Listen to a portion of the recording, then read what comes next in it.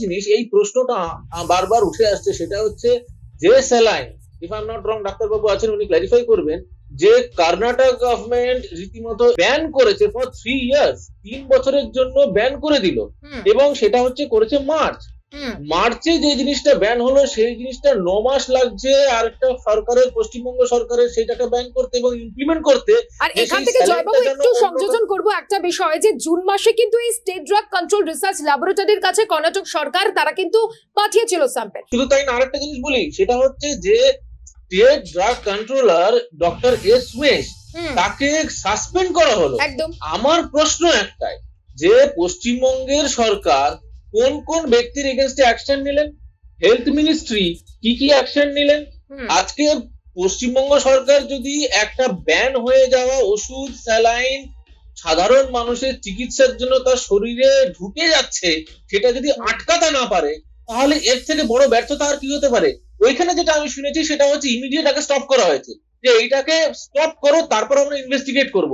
কিন্তু এখানে কোথাও একটা গিয়ে মনে হচ্ছে যেন একটা বড় পয়সা, একটা নেক্সাস, টাকার নেক্সাস চলছে, যে দেখো এত বড় ডিল হয়েছে, টাকাটা না ঢুকলে তো আমি বিপদে পড়ে যাব। রাজ্য সরকারের দুটো দপ্তর, এক হোম মানে পুলিশ, আর একটা হচ্ছে হেলথ, এই দুটো দপ্তরেরই মাথায় যিনি বসে আছেন সেটা হচ্ছে মুখ্যমন্ত্রী মমতা বন্দ্যোপাধ্যায়।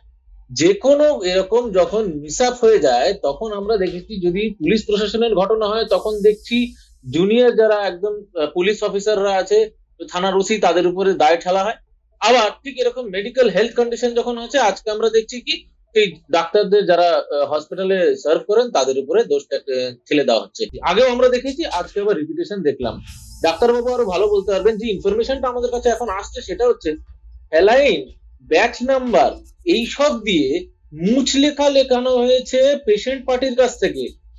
এইটা কোনোদিন হয় আমার জানা নেই, ডাক্তারবাবু ক্লারিফাই করবেন আমার এই বিষয়টা। পশ্চিমবঙ্গে আমরা দেখছি ওই এই যে ঘটনা, স্যালাইনের ব্যাচ নাম্বার দিয়ে মুচলেখা লেখাচ্ছে।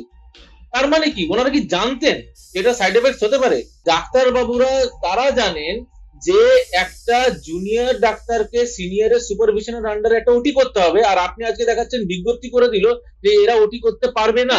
তাহলে যে এই বিজ্ঞপ্তিটা জারি করছে সেটা তো হেলথ মিনিস্ট্রি। হেলথ মিনিস্ট্রির মাথায় বসে আছেন কে? একজন হেলথ মিনিস্টার, উনি মুখ্যমন্ত্রী মমতা বন্দ্যোপাধ্যায়। তাহলে হেলথ মিনিস্টার যখন জানেন না সিস্টেমটা, তার কি হেলথ মিনিস্টার হিসেবে থাকা উচিত?